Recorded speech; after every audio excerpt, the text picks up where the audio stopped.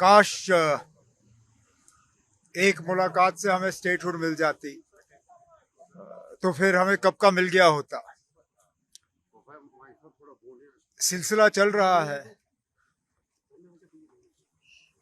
लेकिन स्टेटहुड की मांग, स्टेटहुड की बात तो जब कभी हम मिलते हैं मैं करता हूँ, लेकिन उसके साथ साथ और भी चीज़ें हैं जिन पे होम मिनिस्टर साहब से बात करनी है। हमारे बिजनेस रूल्स के मुतालिक, एडवोकेट जनरल को लेके जो रिजर्वेशन का मामला लेफ्टिनेंट गवर्नर साहब ने दिल्ली रेफ़र किया, उसके हवाले से, और कई सारे और इश्यूज़ हैं जिन पे बीच बीच में होम मिनिस्टर साहब से मिलना जो है ठीक रहता है। और आज दिल्ली में उनसे इन सब और बाकी इश्यूज़ पे जो है मैं बात कर लूँगा। सर, आपको लगता है कि जिस तरह से आपने स्टेटहुड और बिजनेस रूल की बात की, वही हम देख रहे हैं कि एक नया और इशू किया गया जिसमें लेफ्टिनेंट गवर्नर को अब टेलीकॉम के पावर्स जो है वो दिए गए। टेलीकॉम के पावर्स वैसे भी उन्हीं को होने चाहिए।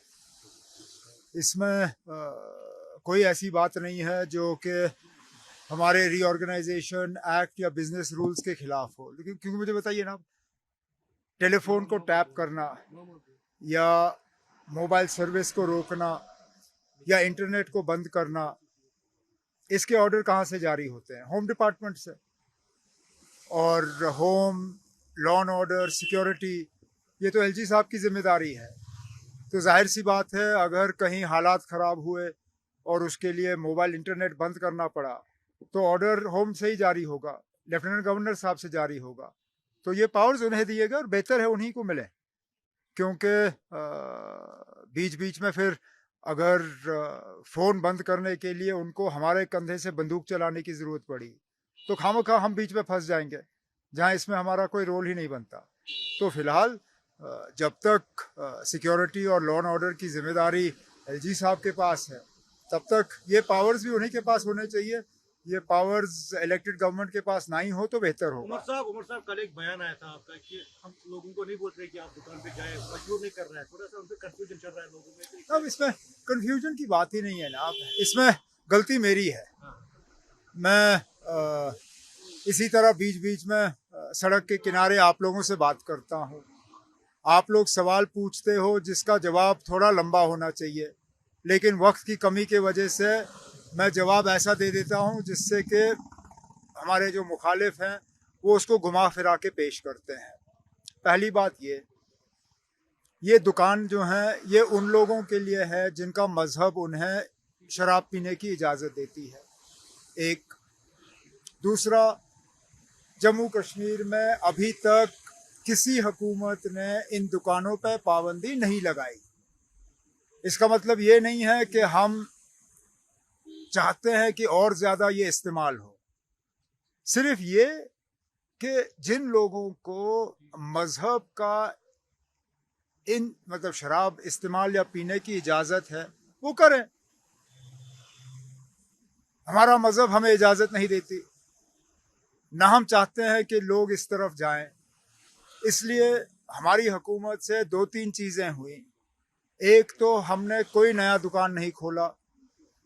दूसरा, मुकम्मल हमारी कोशिश रही कि कोई दुकान ऐसी जगह ना हो जहां हमारे नौजवान जो हैं कोई गलत रास्ता अपनाने की कोशिश करें।